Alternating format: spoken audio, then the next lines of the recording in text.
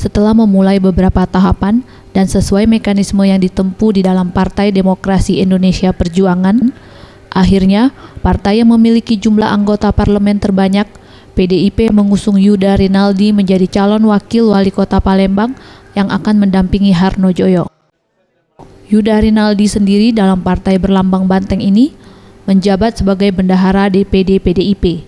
Ia mengungkapkan, jika terpilih menjadi wali kota, ia tahu batasannya dan akan mendukung keputusan wali kota.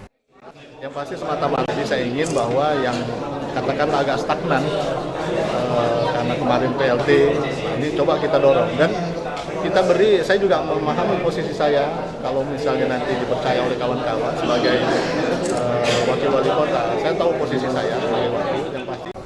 Sedangkan Giri Ramanda Kemas, usai mengumumkan nama Cawawako dari PDIP, mengungkapkan langkah PDIP selanjutnya memastikan aturan hukum yang digunakan serta melakukan lobi politik.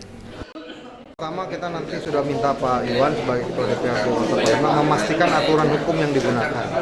Karena dengan aturan hukum yang jelas dan tegas, kita bisa memprediksi apa yang harus kita perjuangkan. Selain itu juga pasti kita mulai hari ini kita akan lobby dengan partai-partai lain, dengan pimpinan partai lain mengenai untuk bantuan untuk membantu memenangkan diri. Richard Sugiarto, Sriwijaya TV.